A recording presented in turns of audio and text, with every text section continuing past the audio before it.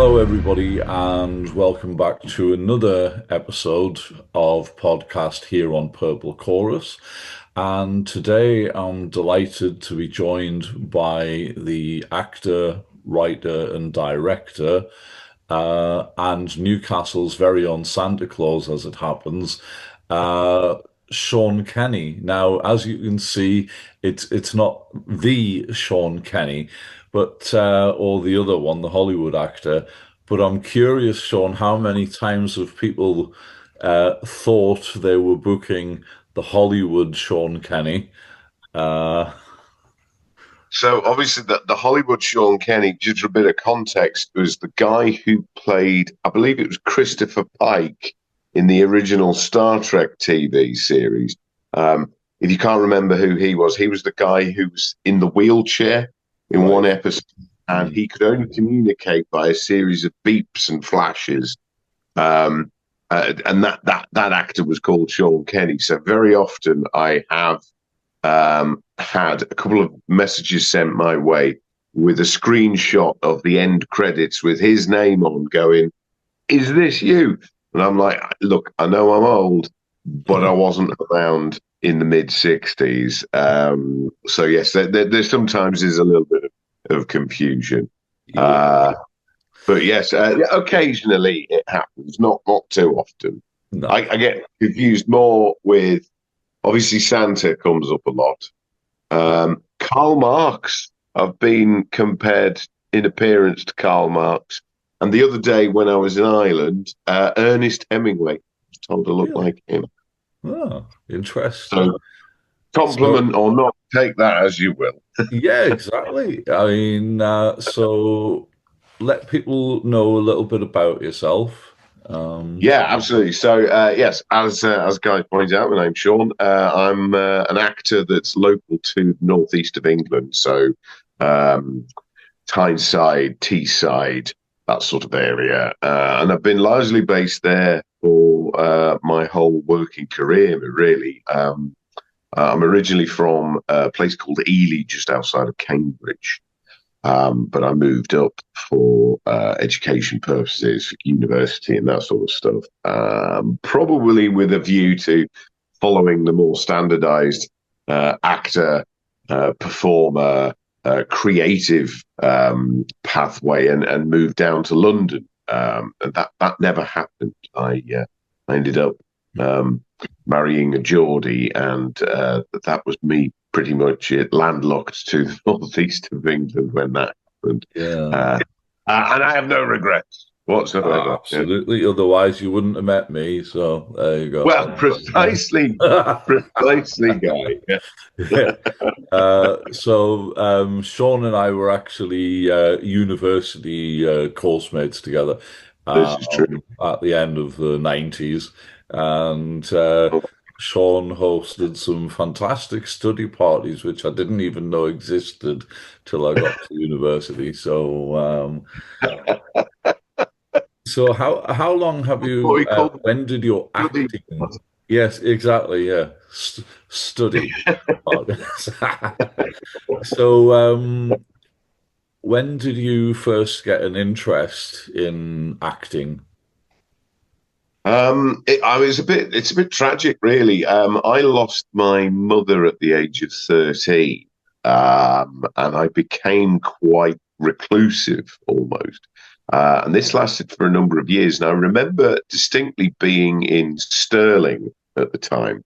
I'd gone up there with my dad for a sort of a kind of holiday, which sort of involved mainly being dragged round whiskey shops and distilleries, that sort of stuff, because that was where my dad's interests lay.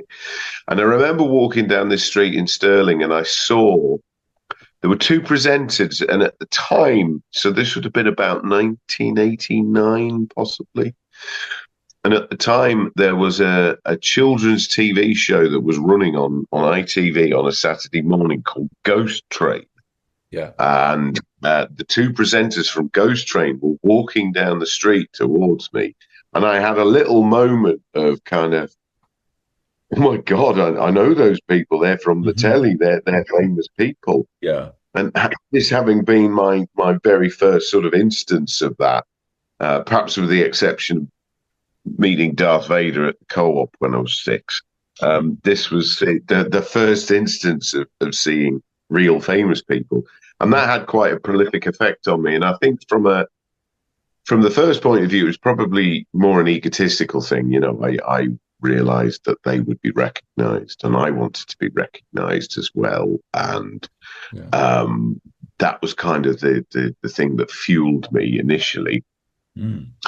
But then eventually, once I got more into the process, I realized there was so much more that you could do with drama and performance that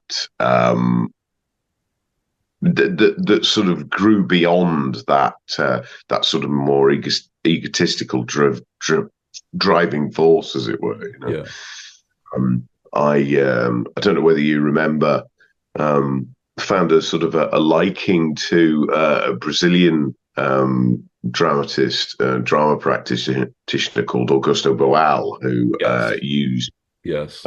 his theatre system for lots and lots of different sort of wonderful, more well-meaning reasons. One of which he used drama as he was one of the first people to use drama as a sort of a medium to provide a voice for people who perhaps wouldn't have the opportunity to voice opinion. He created a system called legislative theatre through his own experiences as a bit of a revolutionary in his youth, and then becoming he was the mayor of Rio de Janeiro, and he used this legislative theatre system to pass various laws in Rio de Janeiro as their mayor.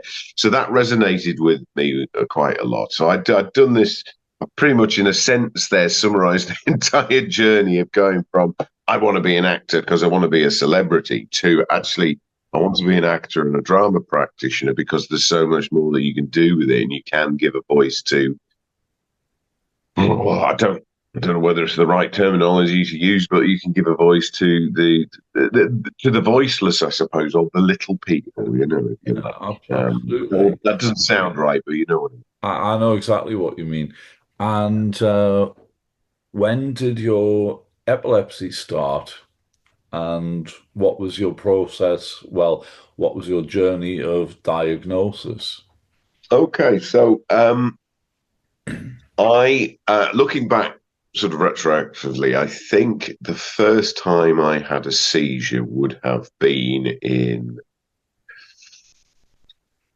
it was the mid-90s. I think I was about 19 at the time. Right. And I had this seizure entirely on my own. I just remember coming round after it, being very, very disorientated, very, very, very tired. And at the time, I didn't know what had happened. I thought I'd just fallen asleep or something like that. And I remember this was in my student dig, so I'd not long left home. And then there was a succession of other things that happened. There was one occasion where I did have some friends over. Again, I would have been around about 19 age. And somebody, and then coming round in a room full of people, and nobody had really noticed. I'd kind of just sort of shut my eyes and lain back for a bit. And I don't know whether at that point, the seizures weren't convulsive, but I remember somebody saying, "Oh, you've been asleep for about 15 minutes or something like that." And I had no recollection of the process of going to sleep, just sort of sparked out. Yeah. And then when I was 18, I had a quite a massive convulsive seizure that was seen by a number of people, and it couldn't be mistaken as anything other. No.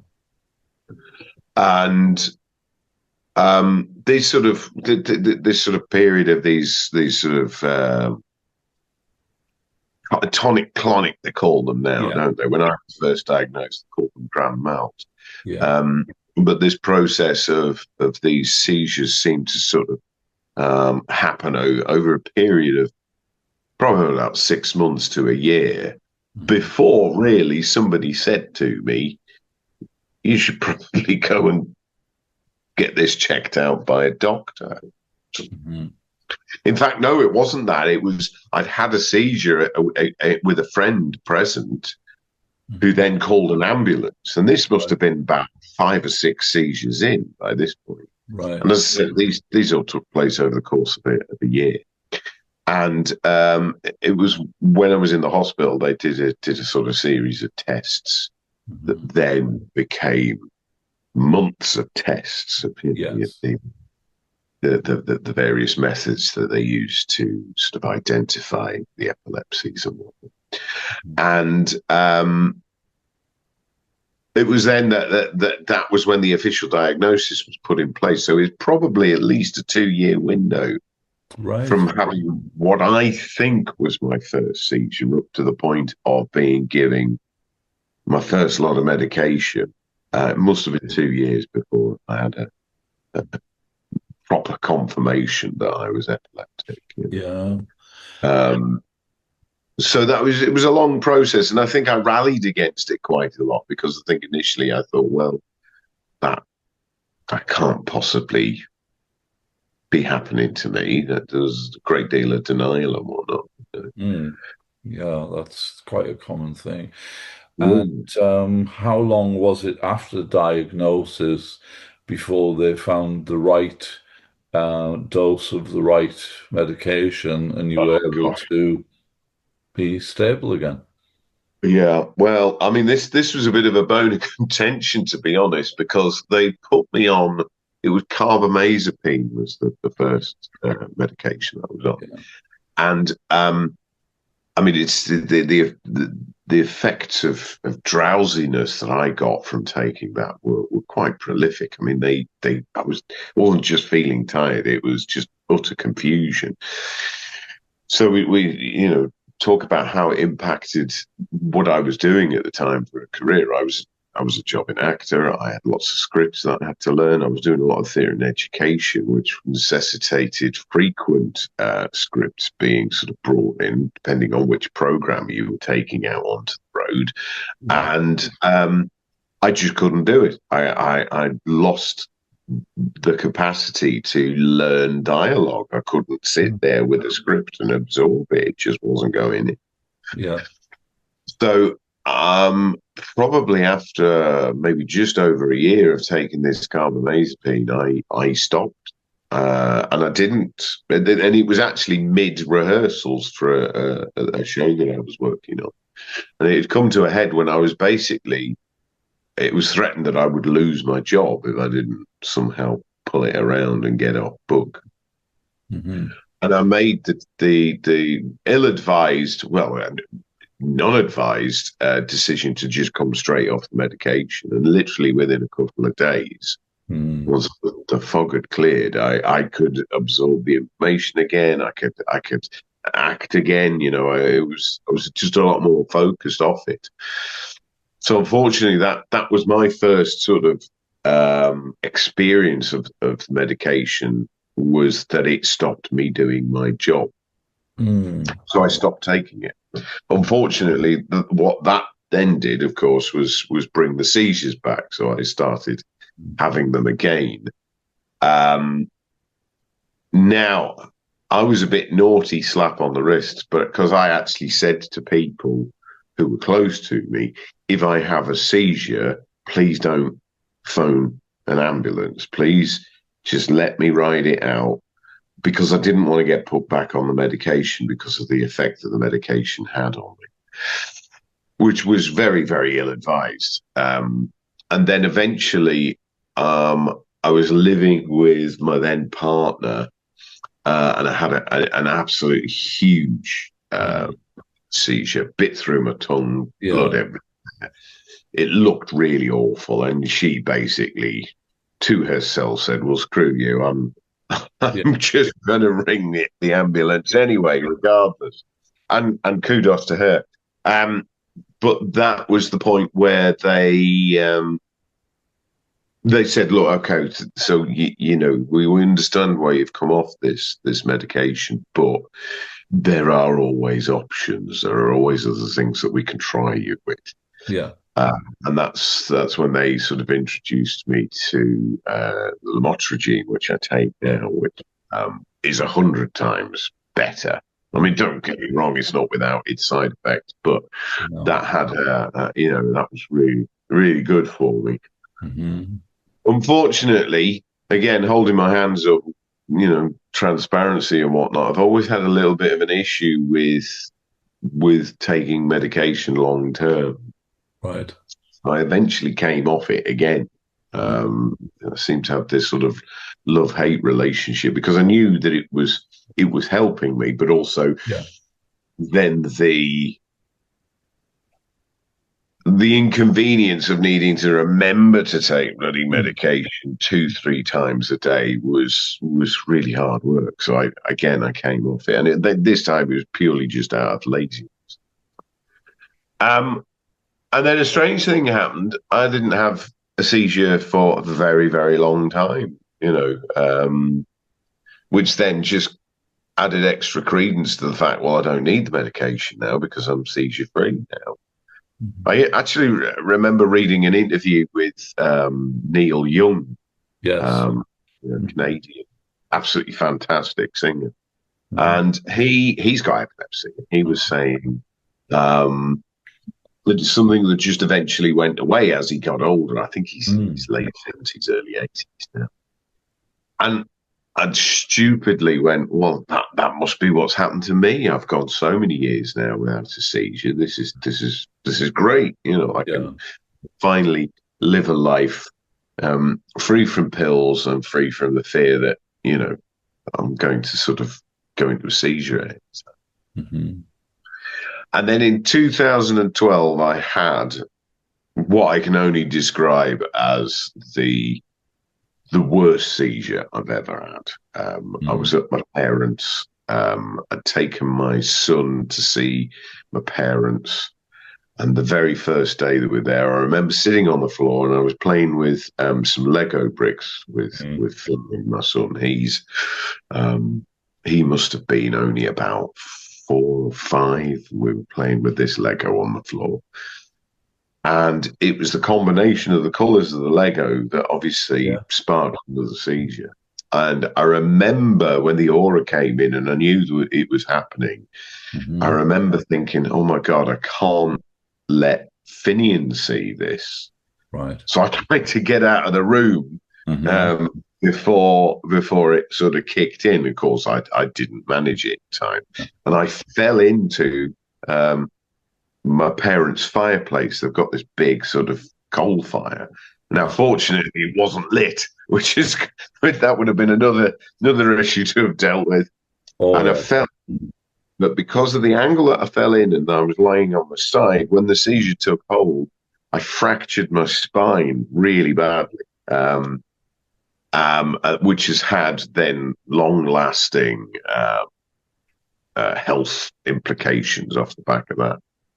And that was the point where I thought, you know what, this isn't a joke. When you're a young man, I suppose you think, well, I'm pretty much indestructible. I can weather this. I can do this. This is not a problem. Few seizures every so often. It's not going to be a major issue. I'll manage it. And then when you have one like that, you realise, actually, you know what, this is really very, very serious stuff. And again, started taking the pills at that point. Mm-hmm. Were you ever investigated as to whether or not you would be a surgical candidate? No, I haven't. I think although the seizures have been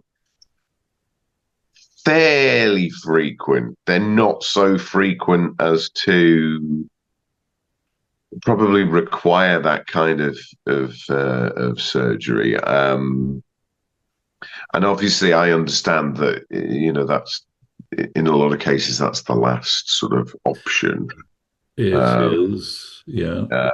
I think there was a lot of my consultants were very reluctant to sort of say, well, look, we could do this rather than, if you're only having, initially, if you were having one every couple of months and then you went 12 years without having one, and now you're still sort of at that 3 to 4 year mark between seizures, then Mm. I think they thought that probably Yeah, wasn't you strong wouldn't enough be criteria. considered. Mm.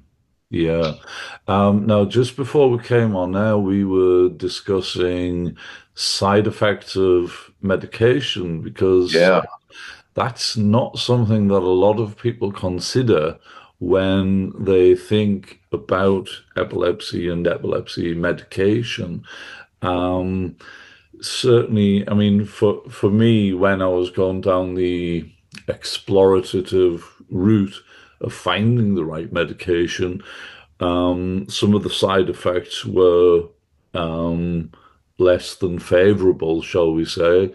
One drug they tried me on when my epilepsy was unstable actually bloated me quite considerably in a short space of time. Um, and I have also experienced the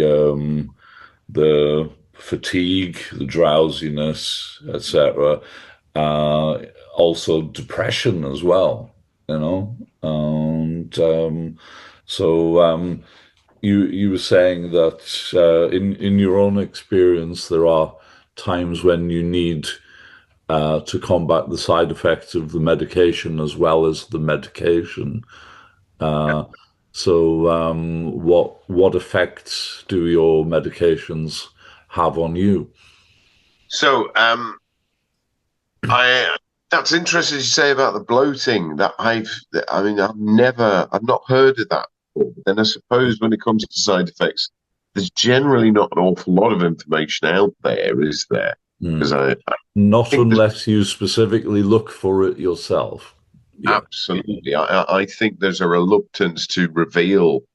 You can take this medication and it will stop this from happening, but be aware Mm, that all of these other problems will be created as a result of it.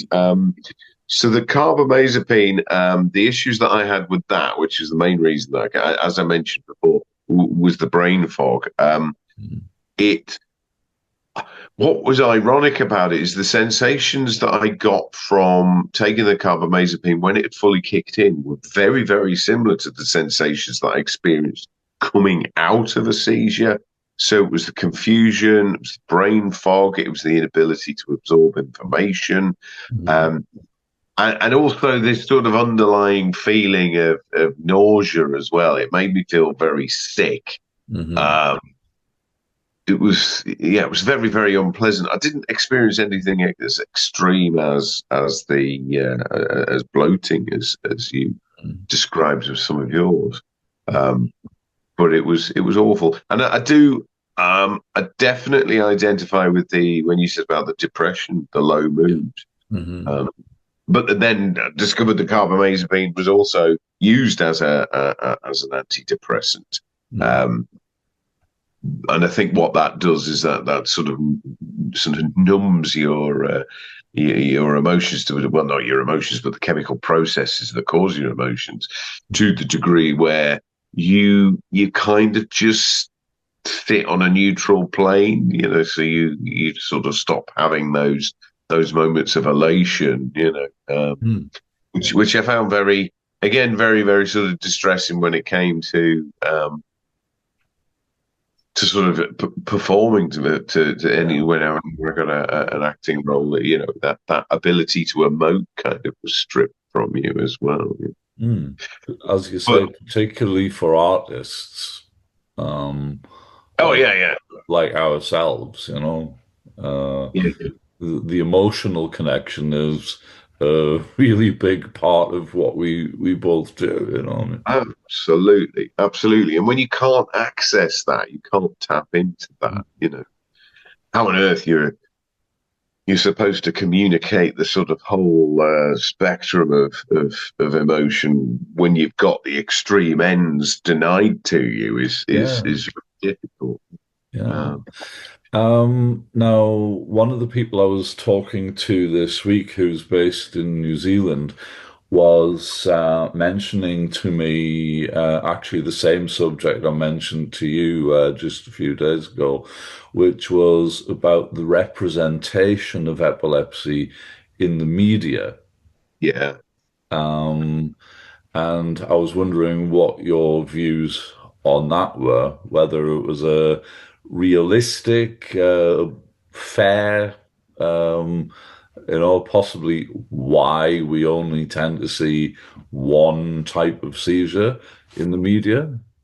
I mean, it's difficult not to find this part a little bit amusing, because the amount of times that I have seen, the cry of, "Oh, they're having a seizure," and you look down and there's somebody thrashing around on the ground.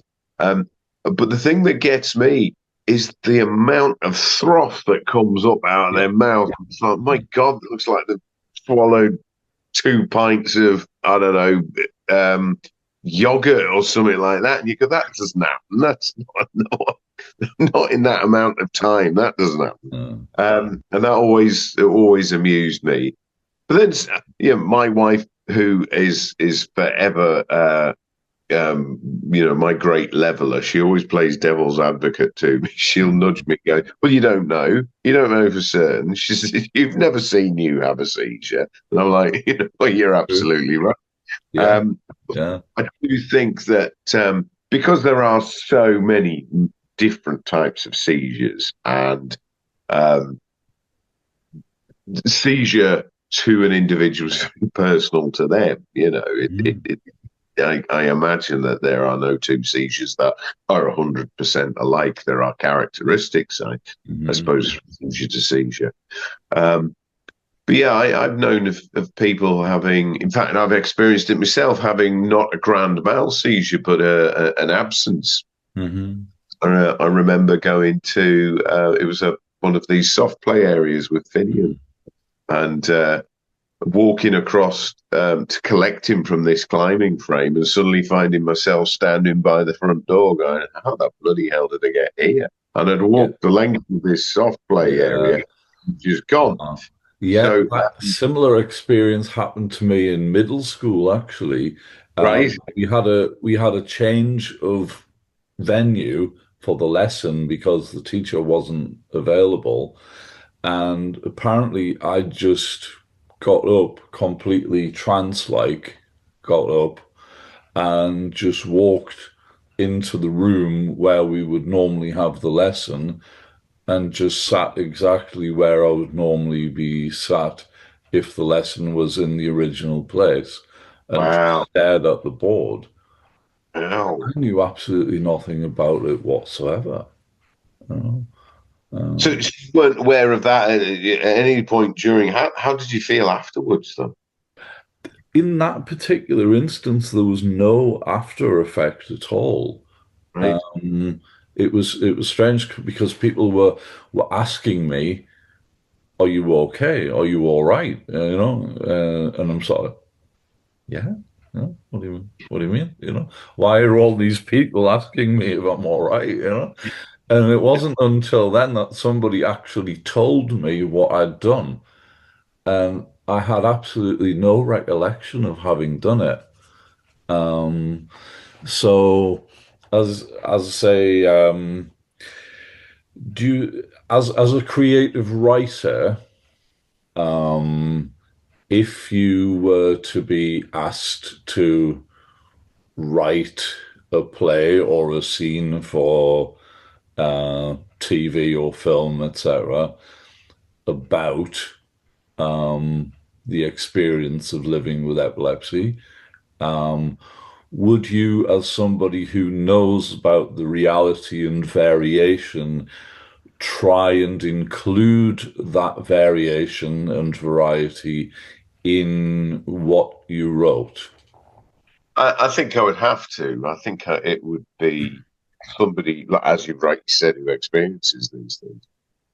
I think I would be doing, myself a disservice, and the community, a disservice, if I didn't try to, in some way, shape, or form, educate an audience. I mean, it's very easy I can be very lazy as a writer, but it'd be very easy to say, oh, well, everybody will identify with that. They'll know what that means, the way you go. But at the same time, yeah, I think things like that, the representation in the media it creates a stigma. People just It think, does. you're going to keel over at any moment, be Mm. a huge inconvenience, and Mm. we're going to have to cordon you off with cones or whatever while you do what you need to do, and then we all feel very sorry for you. But that's I just don't. I It's weird because I don't feel that I need to sort of sympathy. If you like, it's just No. something that happens to me. Yeah. But in like I say, in the representations of the media, there's all this massive fallout from these things, and it's all treated ever so seriously. Yeah. And yes, it should be treated seriously, but not over dramatized, if you know what I mean. Hmm. I do agree with you Thousands there. of people deal with this on a day-to-day basis, and they just get on with it. They Yeah, just get on with it. absolutely. And obviously, you will have experienced the same as many other people that if potential employers find out that you have epilepsy, then bang goes the job. Yeah, absolutely. For many years. I mean, obviously, off the back of the experience I had when I was on the medication, this TIE job where I nearly lost it, and I Hmm. had to admit at that point, well, I take anticonvulsants to control epilepsy, and they were a bit like, "Oh, okay, you didn't tell us that when you applied for the job." For those who don't know, TIE is theatre in education. Yes, sorry, yeah, That's all right. yeah. Yeah. You and I know it's I'm terrible for doing that. A bit like doctors when they throw Yeah, loads of yeah, absolutely. acronyms at you, and you go, "Well, what's that mean?" Yeah, Um, exactly. But uh, no, theatre and education, yeah. but, Uh, but yeah, it has caused me to hide the condition. Added to which, I worked for a youth theatre. I was like a coach, if you like, for a youth theatre in South Tyneside, and my boss there, who was a reasonably well-known local writer. His name was Alex Ferguson, not the Alex Ferguson. So so we've got whenever he got Sean Kenney and Alex Ferguson working yeah, together. um, Fantastic. he very very accomplished writer, and he said to me when I said, "Oh, I've got epilepsy." He turned to me and said, "Don't tell anyone." He said, "Don't tell anyone. Don't let anybody know that you've got a weakness, otherwise." And he said it like that, a weakness, Mm. Otherwise, you might find you're unemployable, as it were. And as a young mid-20s actor at the time, I kind of took that on a little bit. I was like, oh God, right, okay, I'd better keep the gob shut. Hmm. But then, fortunately, since then, I mean, that was nearly 30 years ago now. Unfortunately, since then, uh, companies have become generally a lot more tolerant of that sort of stuff. So it's not an experience I continue to have, but I can imagine with a lot of newer actors coming into it, it might be something that they choose to hide from a sort of a personal motivation, that they do have the thought that actually I shouldn't tell anybody because Mm. a prospective theatre producer might think, "Oh my God, I don't want my show ruined by somebody keeling over in the middle of the performance." Well, But this then, is it. And then the media presentation of the seizure does lead people to believe that every seizure means somebody keeling over and frothing out the mouth and all requiring major medical assistance, you know. yeah, Uh, yeah. so the media representation doesn't really help with the stigma, you know.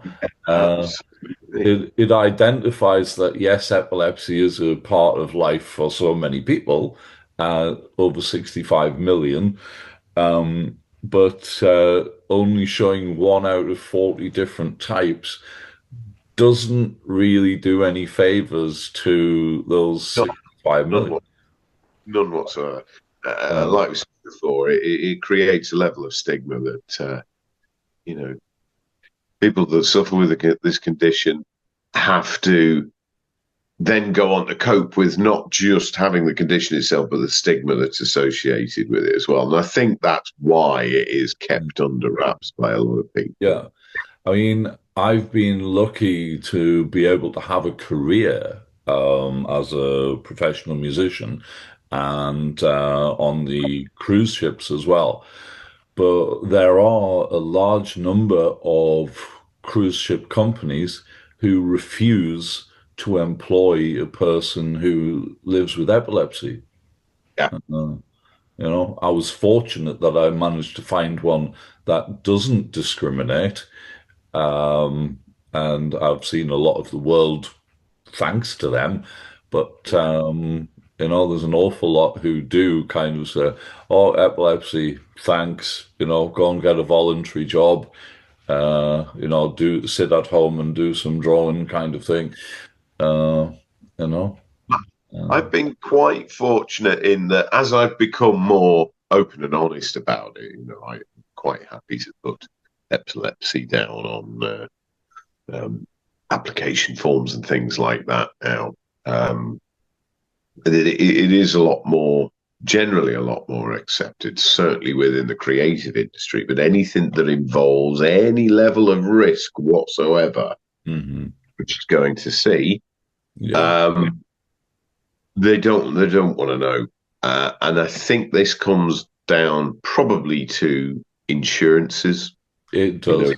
Yeah, yeah. Insurance companies are the absolute killer yeah, uh, of of the epilepsy community, unfortunately, in yeah, so many cases.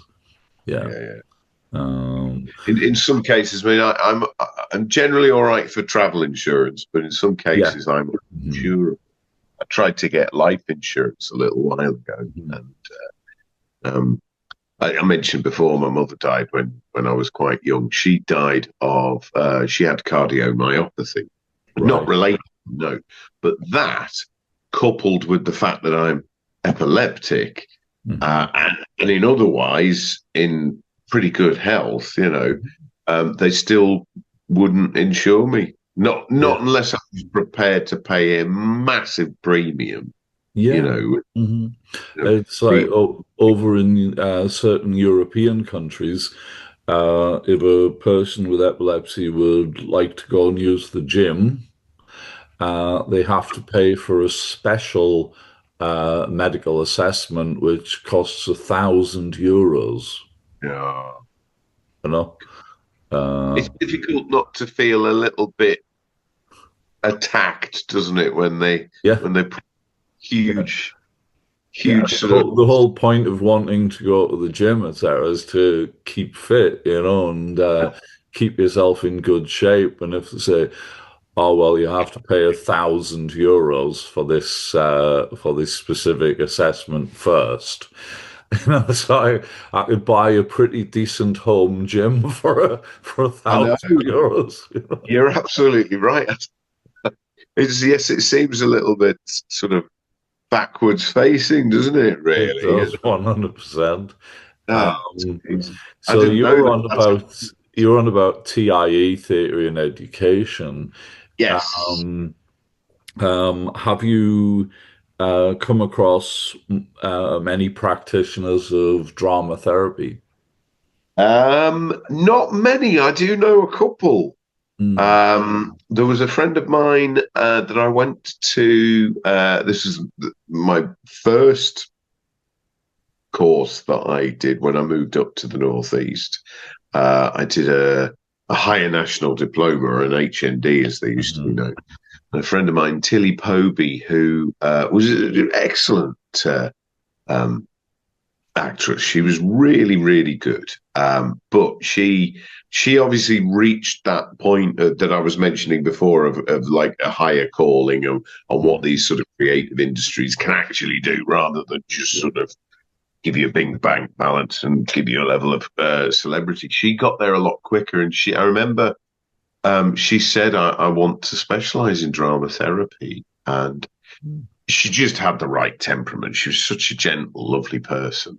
And the last I heard of her, I think I haven't really been in contact with her much since the mid 2000s. That's in fact the route that she had taken, and a lot of people find it invaluable.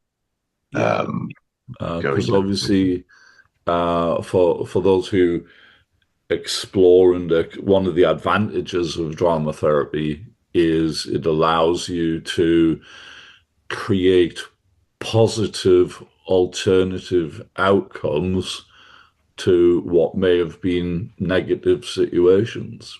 Absolutely, absolutely. In fact, it was in its infancy in the sort of late 80s, early 90s. And I remember my drama teacher at GCSE level was a gentleman called Paul Cobley, who really opened my eyes again to drama. I mean, I've been very fortunate to have sort of rubbed shoulders with sort of kind of, if you like, unsung heroes who've had such a prolific effect on so many different people, and yet have remained largely nameless. Mm-hmm. But he actually he created a role play within in the classroom which dealt specifically with using drama as a therapy. And it was phenomenal. I mean, I remember we were involved very deeply in these sort of 2-3 hour long in role sessions. So you never broke character for 2 or 3 hours, and you were in role as a particular character, and you had to deal with it dealt with a patient who was catatonic, and it was trying to develop a history, Mm-hmm. personal rapport with this individual, and then develop a history through research about why this individual had ended up the way it was. Mm-hmm. Now, this is GCSE level, which I think was probably fairly advanced to be introducing these sort of things at that Mm-hmm. level. But like I said, he was a luminary. He was absolutely amazing. But that was really, I suppose, my first sort of introduction to drama therapy, and I think somewhere in the back of my head, I'd always thought that was a right thing to do, that should be a direction that I went into. Going so far as to trying to get counselling qualifications and things like that would go alongside it. But Mm-hmm. then I ended up becoming Santa Claus instead. So which is a kind of therapy. Well, you are a Yeah, therapeutic outlet for a lot of people. that's kind of you to say, Guy. Yeah, yeah. I'm sure you get a lot of people saying, Santa Claus, can you please fix my leg for Christmas or something like that? Oh, yeah, yeah, yeah. I mean, every Santa Claus's nightmare, and I've trained other Santa Clauses up, and they always say the nightmare is when little Jimmy comes in and says, "Oh, can you bring my granddad back?" And it's like, how on earth do you deal with that? Um, Yeah.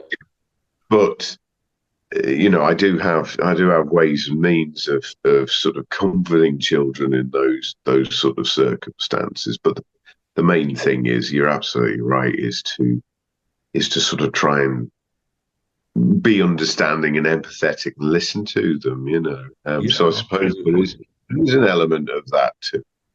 Yeah. On an artistic level, I know a lot of actors have experienced this. Have you had some experiences where people can't separate you from your character, aside from Santa Claus, when you've done other things? I don't think I've ever had that experience. As I said, a lot of what I do is sort of provincial theatre. Hmm. I've had people come up to me um, in supermarkets and say, "Oh, I saw you in such and such the other week. I thought you were really good." So it's nice that people have felt confident enough to sort of come up to me and sort of say, "I really enjoyed that." Hmm. Because even at the relatively low level that I act at, in terms of that sort of hierarchy of celebrity, Yeah. people still get a little bit sort of in awe that you got up in front of a couple of thousand people and I don't know, played a character. Yeah. My most recent ones is I played Bottom in Midsummer Night's Dream in Middlesbrough. And yeah, there's a few people that caught me afterwards and like that. Was excellent. So Good. you were That's good mentioning for you. about sorry, you were mentioning about the creative process of from the drama therapy perspective of kind of working, as Sting put it one day, um, about working backwards, working the timeline or the character building right to left. Um, so when you're creating a character, what is your process for creating Process. a character? So I'm slightly different. I mean, I probably am more from the Stanislavski school of acting. Although having said that, um, you take on board all of these different sort of methods, and it's like having a toolkit. Yes. Um, you Yeah. go towards a more Brechtian route. Do you look at Stanislavski? Do you look at Augusto Boal? It depends what you want to achieve out of a particular performance or a particular Mhm. job that you do. If I do what I would consider to be serious Mm. theatre, I tend to go the more Stanislavski route, which he sort of said you take yourself and your own experiences as a nucleus, and then you build the facets and the elements of the character over the top of that. So that's very much how I approach it. When I'm doing something like children's theatre, or even I do quite a lot of forum theatre. Hmm. Forum theatre, very, very briefly, is basically you present a dilemma to a group of people. In the instance that I usually work in, it's what they call behavioural safety. So Yeah. it's getting people to kind of adhere to, to discuss why, despite the fact that rules and regulations exist, why do people still break the rules? We present a short drama and then invite the gathered delegates to put their input into it. Why does it happen? I would get this character to do this and get this character to do this. But in each of those instances, I always approach it from the point of view of the audience is the most important facet in this interaction. That Hmm. my role as an actor is mainly to sort of facilitate their ideas. Hmm. You become a conduit then, Yeah. as opposed to I am this character.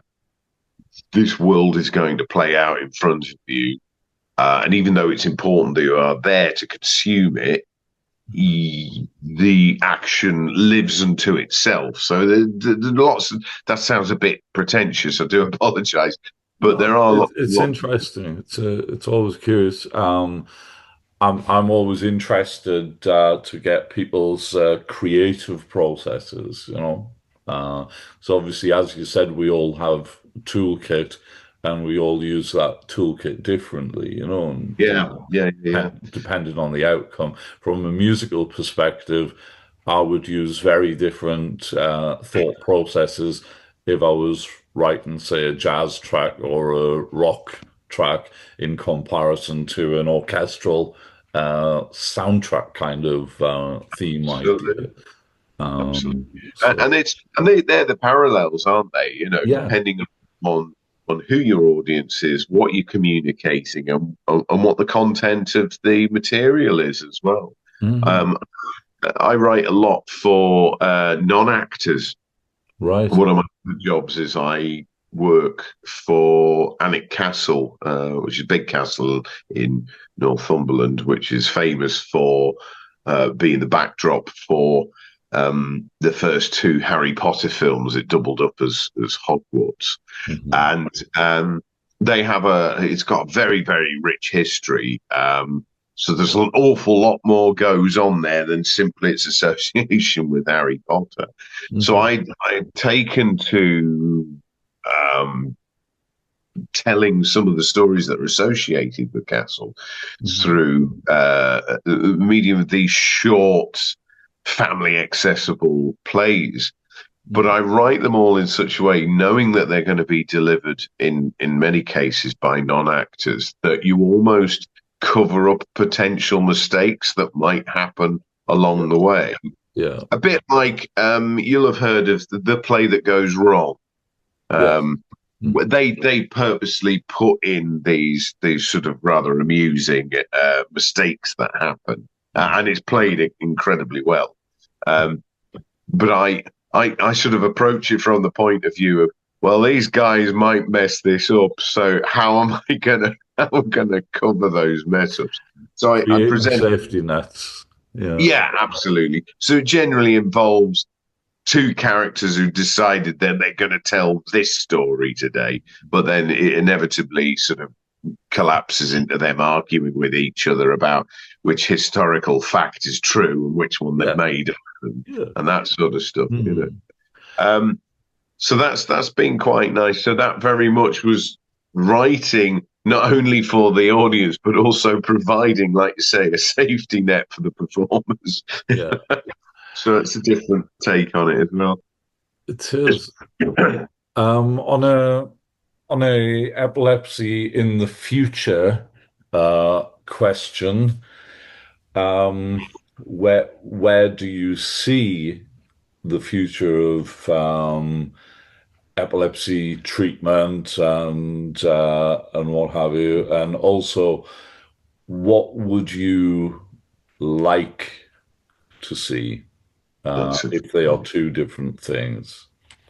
So, what Um, do you see and what would you like to see? what I'll start with what would I like to see, because I think what I would expect to see might be a little bit negative. What I would like to see is the continued evolution of ideally medications that don't have the side effects that we spoke about. I Mhm. suppose in a great utopia, you'd say, well, the what I would like is for nobody to have to sort of cope with this, but that I think is an unrealistic goal. But I think companies having the compassion to make the medications that people need more widely available. I Yeah, mean, very lucky in the UK that everything is provided by the NHS, which obviously we do pay through our taxes. yeah. Hmm. And when you look at other countries that have to then pay an exorbitant amount of money just to get the pills that they need in order to Yeah, avoid having these seizures, it just becomes horrific. yeah. So I think having better access to better medication so Mm. that we can pretty much eradicate the nastier side effects of Yeah, epilepsy would be my dream. The reality is when you start, this sounds very cynical, but when you start putting big pharma in the mix, and there's always going to be somebody there who's prepared to make a profit off somebody else's suffering. mm. I think that would be a very, very difficult goal to achieve. Mm. Mm. But that would that would be my dream versus what could potentially be the reality. But I suppose then, aside from the medical side of it, it's greater communication as well. Yeah, It's like saying, not falling into those sort of tried and tested tropes of this is what a seizure yes, looks like in the yes, media. Would be nice, just definitely. get a little bit more out there. Mhm. Um, yeah, I suppose just to generate in some way, shape, or form a bit more sort of compassion around it, I guess. But then, that's the case of the world over, and Yeah, probably afford to be a little bit more compassionate, a little bit kinder to each other. 100%. And do you think there is scope for the creative process to actually push that forward, that it isn't what all these tropes say, but there is actually more to it than that. And that if you do have epilepsy, then actually you're not the only one who has experienced this. You're not the only one who experiences these side effects, these feelings, these experiences, and all the rest of it. Do you Yeah. think there's good space in for the creative world to assist in that? I think you'll be in agreement with me with this guy, but I think the sort of the creative, the artistic industries have the capacity to communicate absolutely everything and anything. Hmm. Epilepsy being one of them, but as you know, you can express so much through various creative medias that you can tackle anything really. I mean, I think you and I met not so long ago for a catch up and a drink, and I believe at the time I was talking about the power of stories and what stories actually do to us as a species. Yes. And if you look back over I reckon it's about sort of 75 to 80,000 years worth of history. We've always told stories. We've always communicated with each other through a narrative. Hmm. We still do it today. I mean, Yeah. if you go back far enough, you can see evidences of these very, very early stories uh, in the likes of cave paintings and things like that. They believe they unearthed one in Spain about 3 years ago that they seem to think is about 45,000 years old or something like that. Oh, What they discovered with the story that was being told through that media was about trying to understand the world around them. It was trying to explain things like what was the sun? What did that actually represent? The Native Americans had a um, in their cave paintings they identified their food sources. This is yeah. buffalo. This is not only where we get our food from, but also where we can get the materials to make our clothes with. Yeah. And these were communicated. They were passed down from generation to generation to generation, and we still do it. Hmm. And I think that stories have the capability to overcome absolutely everything, so long as the stories are clear and so long Yeah. as the people that they're designed to be delivered to are sort of receptive to it. Hmm. I think there's capacity and capability to deal with any issue and to overcome any problem through sort of creative means, as it were. That was a rather overlong answer. I That hope that that was. was a. I think that would be a standing ovation moment, to be honest with you, and a really nice positive point to finish this interview with. So once again, thank you very very much to Sean Kenney, and I'll see you again soon. Thank you, Guy. Always a pleasure. Thank Take you. care.